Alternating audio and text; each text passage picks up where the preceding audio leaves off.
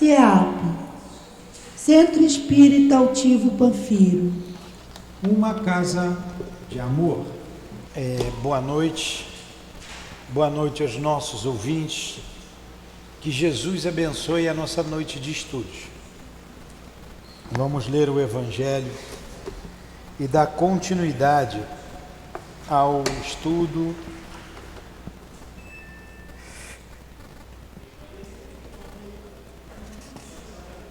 do livro Obras Póstumas. Capítulo 2, meu reino não é deste mundo. Pilatos, tornando a entrar no palácio e fazendo vir Jesus à sua presença, perguntou-lhe: Tu és o rei dos judeus? Respondeu-lhe Jesus: Meu reino não é deste mundo. Se meu reino fosse deste mundo, minha gente teria combatido para impedir que eu caísse nas mãos dos judeus. Mas o meu reino não é daqui. Pilatos então pergunta: Logo tu és rei? E Jesus responde: Tu dizes, sou rei. Nasci e vim a este mundo para dar testemunho da verdade. Todo aquele que pertence à verdade ouve a minha voz. João 28, 18, 33 a 36. Querido Jesus, aqui estamos reunidos em Teu nome, em nome de Deus, para mais uma noite de estudos em torno do livro Obras Póstumas. Pedimos a Tua inspiração, a Tua proteção e a Tua permissão para evocarmos em Teu nome o nosso altivo, diretor da nossa casa, com os espíritos guias do CEAP, a nossa casa de amor. Pedimos permissão a Allan Kardec, que ele possa nos inspirar em cima dos seus apontamentos, que iremos estudar nesta tarde e noite de hoje. Em nome desses amigos espirituais, dos nossos guias, da direção espiritual do CEAP, em nome do amor, em nome do nosso amor, minha querida, mas acima de tudo, em nome do amor de Deus e do Teu amor, Jesus, é que damos por iniciados os estudos desta tarde. Que assim seja.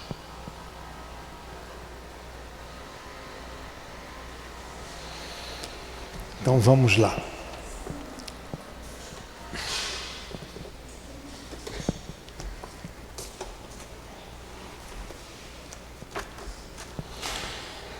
Nós estamos estudando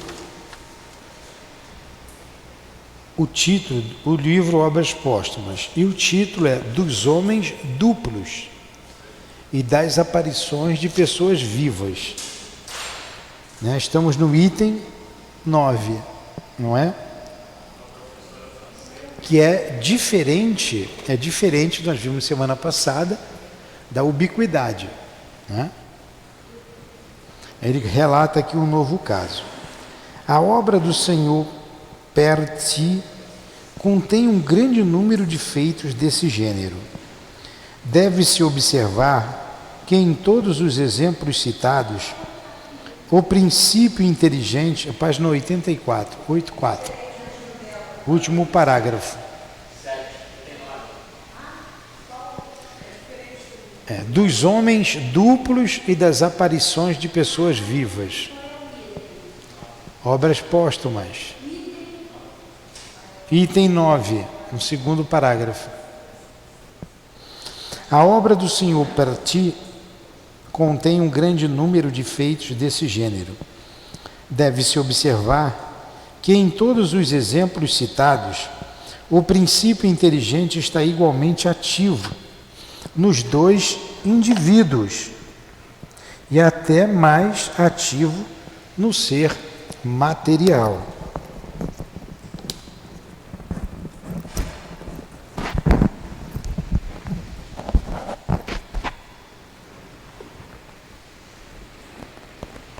que deveria ser o contrário. Mas o que nos parece uma impossibilidade radical é que possa existir um antagonismo, uma divergência de ideias, de pensamentos e de sentimentos. Esta divergência é manifesta, sobretudo, no fato número 4, em que um adverte o outro da sua morte, e da número 7, em que a imperatriz manda tirar contra seu outro eu. Eu vou explicar, recordar já, tá?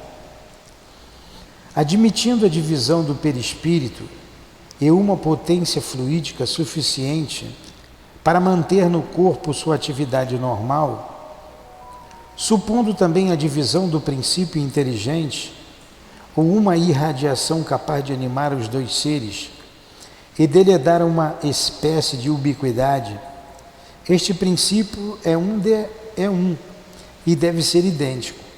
Não poderia, portanto, haver de um lado uma vontade que não existiria sem a outra, a menos que se admita que hajam espíritos gêmeos, como há gêmeos de corpos, quer dizer que dois espíritos identificam-se para encarnar no mesmo corpo, e que não é muito provável. Em todas essas histórias fantásticas, se há algo para aproveitar, há também muito para deixar de lado, e há parte para se fazer lenda. O Espiritismo, bem longe de fazer com que aceitemos cegamente essas histórias, ajuda-nos a separar o verdadeiro do falso, o possível do impossível, com a ajuda das leis que ele nos revela e que tocam à constituição e ao papel do elemento espiritual. Não nos apressemos, todavia, em rejeitar a priori tudo que não compreendemos, porque estamos longe de conhecer todas as leis e a natureza não nos diz todos os seus segredos. Kardec é prudente, né? O mundo invisível é um campo de observações ainda novo, do qual seria presunçoso pretender ter sondado todas as profundezas, quando novas maravilhas revelam-se incessantemente aos nossos olhos. Entretanto, há fatos cuja lógica e as leis conhecidas demonstram uma impossibilidade material. Tal é, por exemplo, o que é contado na Revista Espírita do mês de fevereiro de 1859, página 41, sob o título de Meu Amigo Hermann. Tratava-se de um jovem alemão da alta sociedade, meigo, benevolente e de caráter honrado, que todas as tardes ao pôr do sol caía num estado de morte aparente. Durante esse tempo, seu espírito despertava entre os antípodas, na Austrália, no corpo de um bandido que terminaria por ser enforcado. O simples bom senso demonstra que, supondo a possibilidade dessa dualidade corporal, o mesmo espírito não pode ser alternadamente durante o dia um homem honesto no corpo e durante a noite um bandido no outro corpo.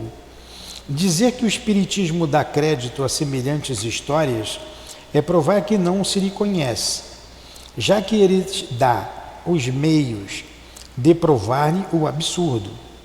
Mas ao mesmo tempo que demonstra o erro de uma crença, prova que frequentemente ela repousa sobre um princípio verdadeiro, desnaturado ou exagerado pela superstição. Trata-se de despojar o fruto da casca. Quantas histórias ridículas não se deteve de fatos sobre o relâmpago, antes de se conhecer a lei da eletricidade. Acontece o mesmo no que concerne às relações do mundo visível e do mundo invisível. Fazendo conhecer a lei dessas relações, o Espiritismo a reduz à realidade. Mas esta realidade é ainda demasiada para aqueles que não admitem nem almas, nem mundo invisível. Aos seus olhos, tudo que sai do mundo visível e tangível é superstição, eis porque denigrem o Espiritismo. Por que ele está falando tudo isso? Ele contou aqui um caso que é um absurdo, desse jovem alemão, está em 2 corpos em lugares diferentes.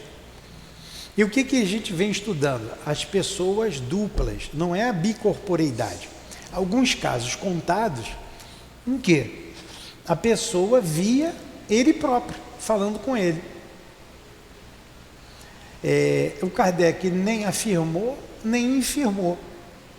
Algumas coisas são impossíveis, mas como ele não conhece tudo, ele vem falando sobre cada caso assinalado aqui que nós estudamos na aula passada.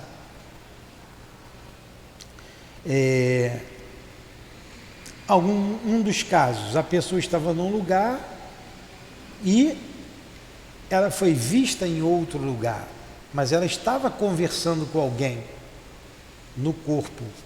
Aí perguntar dela, ela disse que estava absorta, estava com um pensamento naquele lugar. É como se você estivesse aqui agora e eu estou conversando, mas estou dando a aula, falando sobre o tema, mas você não está prestando atenção, você está com a cabeça lá na tua casa. Aí a tua mãe vê você na sua casa. Alguém vê você lá na sua casa. Ué, mas você não está aqui? Alguns casos foram desses. Isso pode acontecer, né?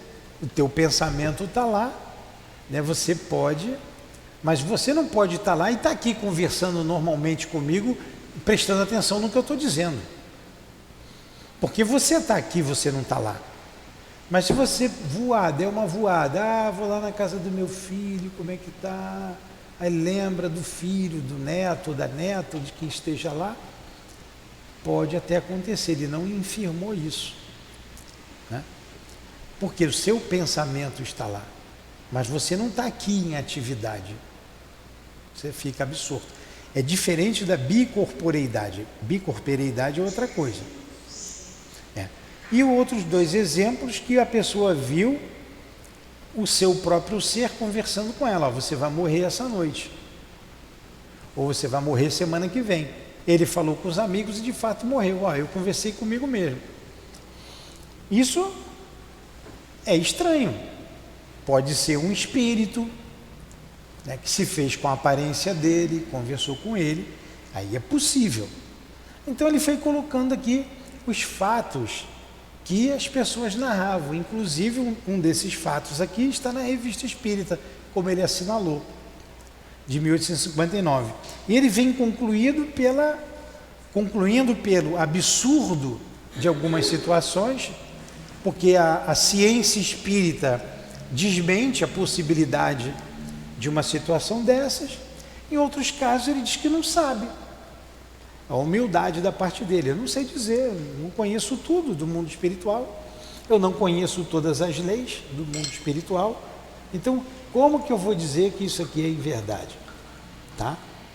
Então ele colocou aqui só porque algumas pessoas citaram esses fatos. Alguma pergunta?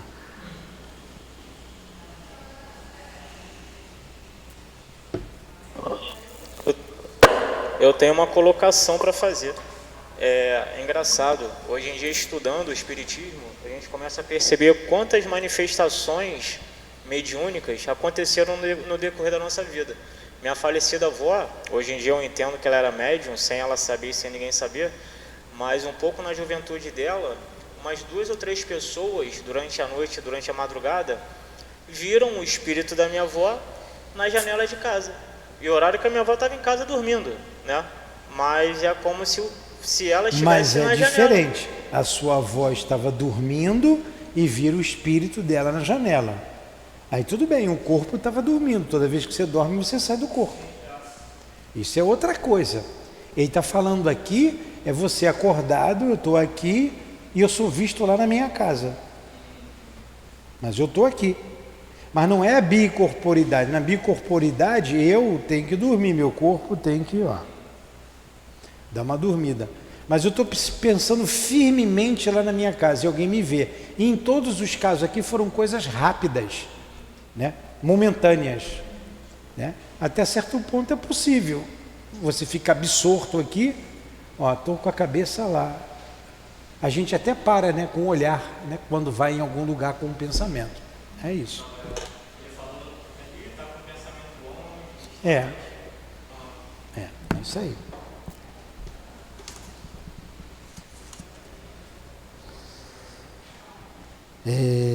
Seríamos obrigados por aqueles nossos correspondentes que quisessem fazer disso objeto de um estudo especial. Tá. Observação. A questão bem interessante dos homens duplos e dos agêneres, que a eles se ligam estreitamente, foram até aqui relegadas ao segundo plano pela ciência espírita, por falta de documentos suficientes para sua inteira elucidação. O que é o agênere? A negação, não o gênio. É a pessoa, basicamente, a pessoa não existe, quer dizer, ela não tem um corpo material, ela tem um corpo espiritual. Aquele evangelho de Rusteng disse que Jesus era um agênere, por isso que ele era visto aqui, de repente lá, que ele só tinha um corpo espiritual, ele não tinha um corpo físico. Mas isso vai de encontro a tudo que Jesus falou, pô. Senão Jesus não sofreu, para ele foi fácil, veio como espírito à Terra. Seria um mentiroso. Então é uma teoria destituída de lógica. Ele não vai falar aqui dos agêneres, porque falta documento suficiente para isso. Mas o agênere é isso, eu estou aqui, estou conversando com você, de repente eu desapareço, porque eu não sou desse mundo. Entendeu?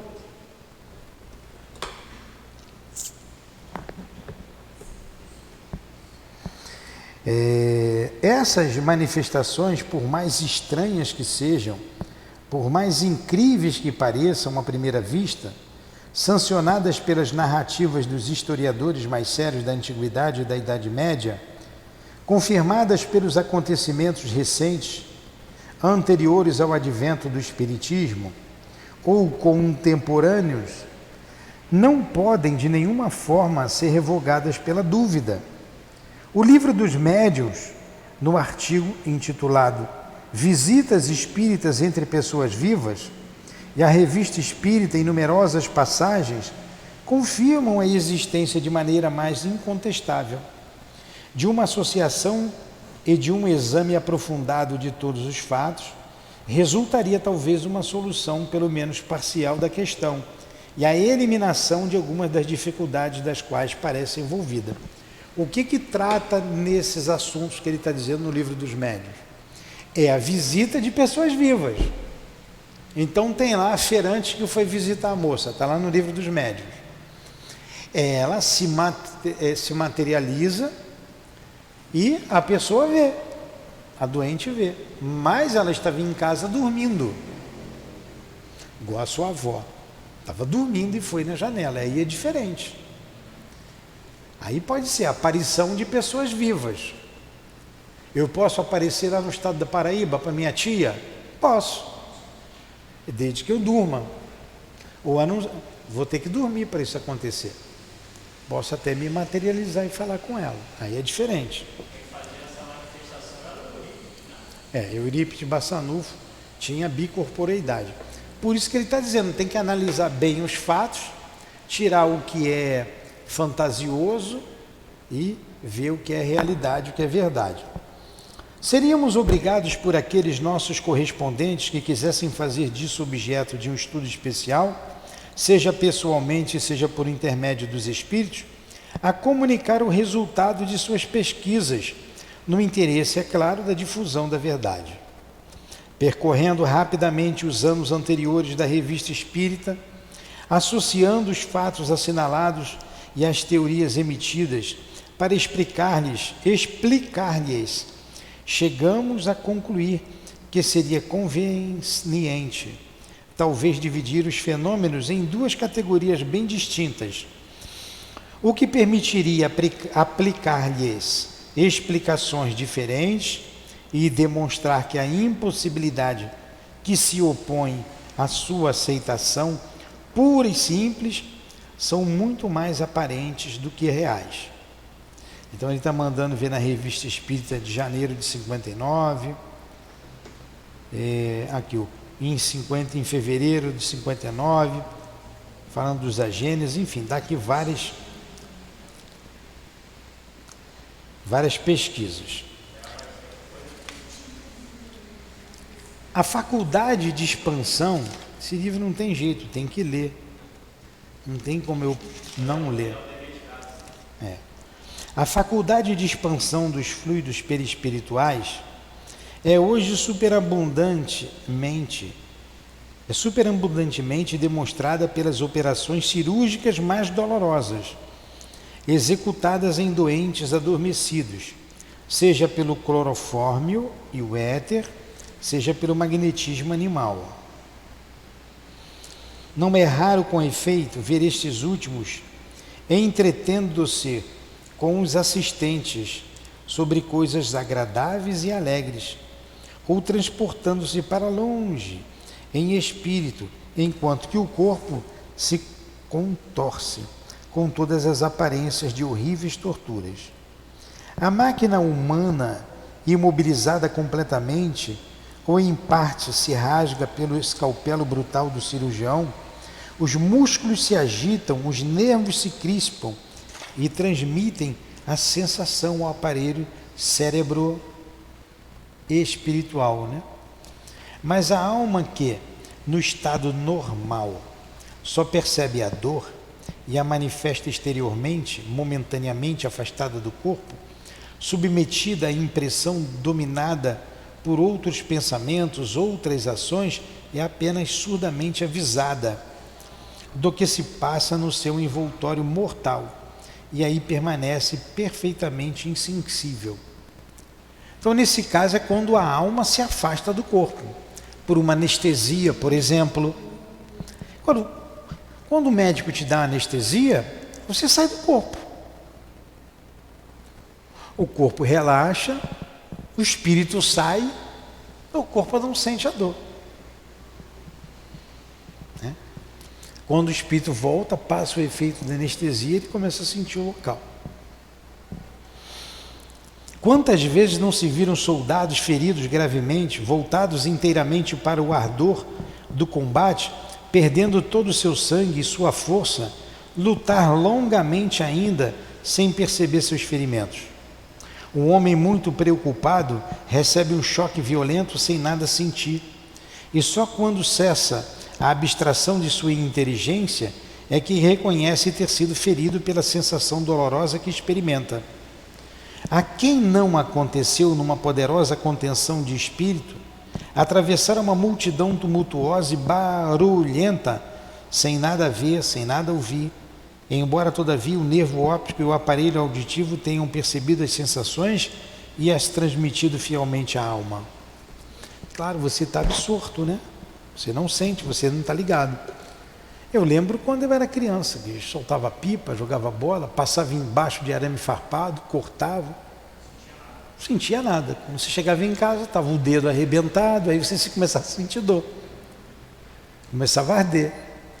É o mesmo que ocorre no fragor da disputa na guerra, nas batalhas. O soldado continua correndo. Está com sangue quente, adrenalina. E às vezes o corpo morre e ele continua em espírito correndo, né? Lutando até cair em si, demora.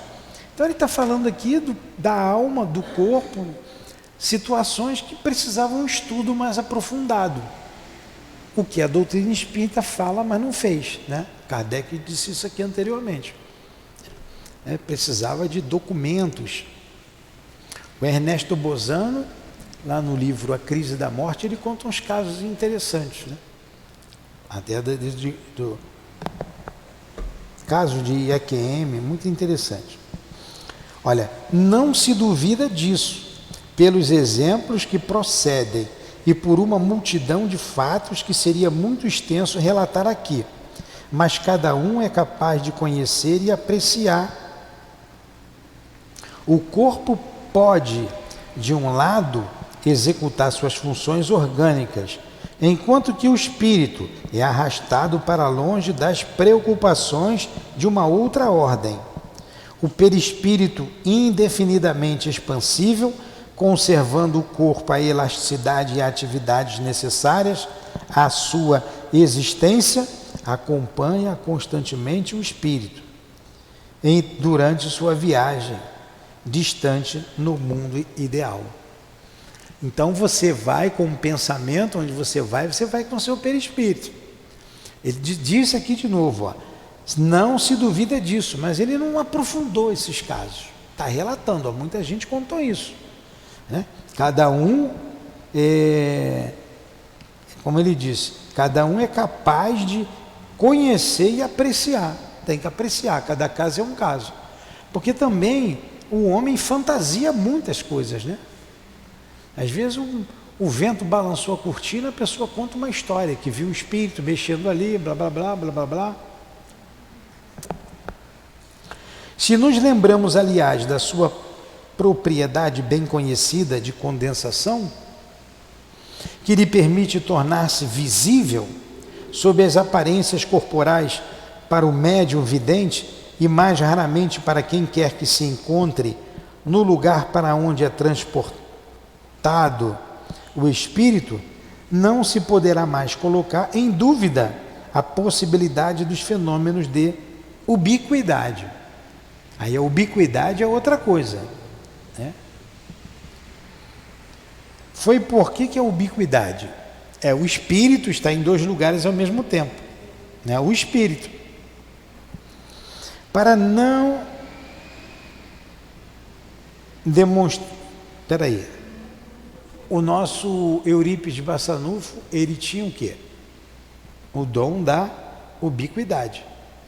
Então o corpo físico adormecia e ele, como espírito em outro lugar, lá ele se materializava e todos eram testemunhas de que ele estava naquele lugar. E ele tinha uma multidão de testemunhas que ele estava em outro lugar.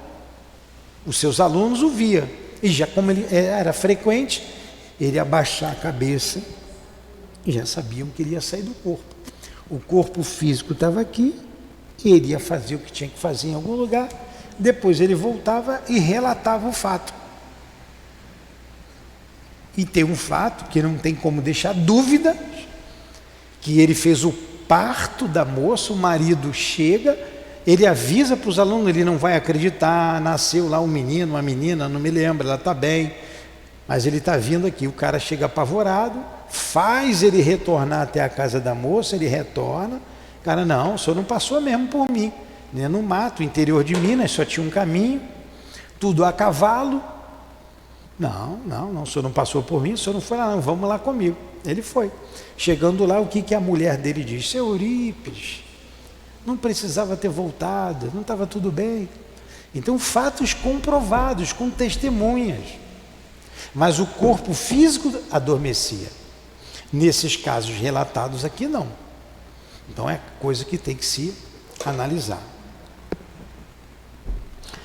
Foi porquanto para nós demonstrado que uma pessoa viva pode aparecer simultaneamente em duas localidades afastadas uma da outra. De um lado, com seu corpo real, e do outro, com seu perispírito, que é esse caso aí do Eurípides, que é o fato de Santo Antônio de Pádua, de Santo Antônio de Liguori, que está lá no livro dos médiuns, né? Entretanto, de acordo com isso, como sempre, com Allan Kardec, só podemos admitir a ubiquidade quando reconhecemos uma similitude perfeita nos atos do ser aparente. Tais são, por exemplo, os fatos citados precedentemente sob os números 1 e 2. Quando os fatos seguintes, inexplicáveis para nós, explicando-lhes a teoria da ubiquidade, eles nos parecem, senão indiscutíveis, pelo menos admissíveis, encarando-os por um outro ponto de vista. Os que tem que analisar o caso. Nenhum dos nossos leitores ignora a faculdade que possuem os espíritos desencarnados de aparecer sob a aparência material em certas circunstâncias, e mais particularmente aos médios ditos videntes. Todavia, num certo número de casos, tais como as aparições visíveis e tangíveis, Para uma multidão ou para um certo número de pessoas, é evidente que a percepção da aparição não é devida à faculdade mediúnica dos assistentes, mas à realidade da aparência corporal do espírito, e nessa circunstância, como nos fatos da ubiquidade, esta aparência corporal é devida à condensação do aparelho perispiritual. Então, aí é uma materialização de espíritos que ele está falando. O espírito aparece uma multidão. Tem uma reunião pública, aparece o altivo falando com todos. A mediunidade de todos, não. É uma condensação do seu perispírito.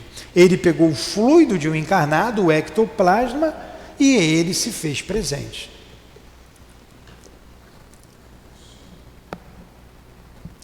Ora, se com mais frequência os espíritos, com o objetivo de se fazerem reconhecer, aparecem tais como eram como vivos, com as roupas que lhes eram mais habituais, não lhes é impossível apresentarem-se, seja vestidos diferentemente, seja mesmo sob traços quaisquer, tal como, por exemplo, o duende de Bayonne, que aparecia tanto sob sua forma pessoal, quanto sob aparências de pessoas vivas de mesmo presentes.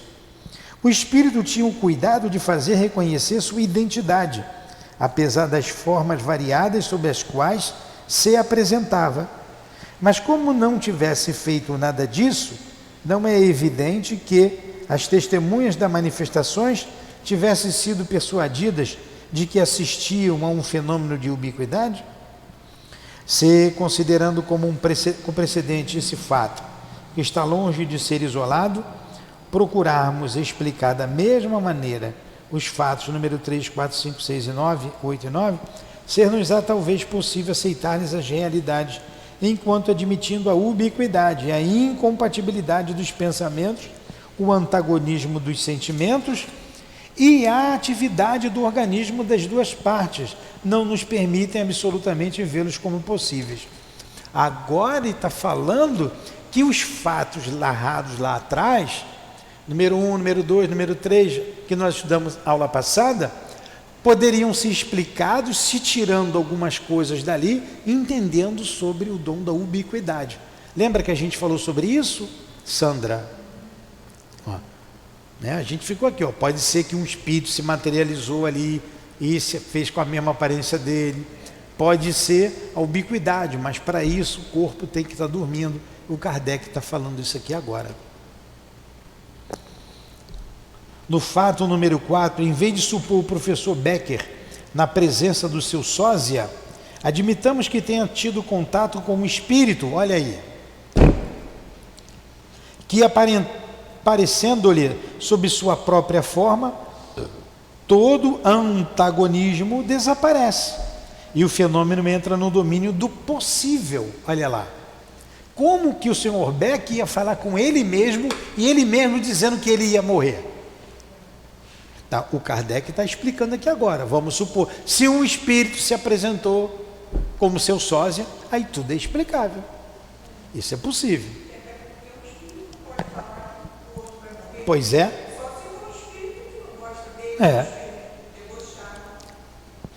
Não se compreende Elizabeth, como acontece no número 7, não se compreende Elizabeth da Rússia fazendo atirar em sua própria imagem, mas admite-se perfeitamente que o fizesse um espírito que tomara sua aparência para mistificá-la. Nesse caso, ela viu a própria imagem atirando nela. E ela morreu com um tiro. Pô, como é que ela mesma ia matar ela mesma? Agora você pensa que foi um espírito? Ah, dá para entender. Certos espíritos tomam, às vezes, um nome suposto e tomam o estilo e as formas de um outro para obter a confiança dos médiuns e o acesso aos grupos. O que haveria de impossível em um espírito orgulhoso ficar satisfeito por tomar a forma da imperatriz Elizabeth e de se sentar no trono para dar uma vã satisfação aos seus sonhos de ambição? E assim nos outros fatos. Interessante, Kardec é danado. Ele explicou tudo só no final. Mas nós explicamos dessa forma lá no início, no estudo passado. Damos esta explicação apenas àqueles para quem ela vale. É, aos nossos olhos, apenas uma suposição bastante plausível e não a solução real dos fatos. Mas, tal como está, pareceu-nos de natureza esclarecer a questão, chamando sobre ela as luzes da discussão e da refutação. É a esse título que a submetemos aos nossos leitores, que possam as reflexões que provocarem, as meditações às quais poderão dar lugar, cooperar com a elucidação de um problema que não podemos senão fazer aflorar, deixando os mais dignos dissipar a obscuridade na qual ele ainda está envolvido. Nota da redação. Por isso que ele é Allan Kardec e eu sou o Newton José. Eu tenho que aprender com ele. É muita humildade, muita simplicidade. Olha, o que a gente entende é isso, cada um analisa. Eles analisam. Alguns poucos que queiram entender, que tem capacidade de compreender e entender, tudo bem, mas para quem não tem. Tudo bem? Foi bom o estudo? Se não foi, eu repito tudo de novo, eu começo tudo de novo. E tranco a porta para ninguém sair.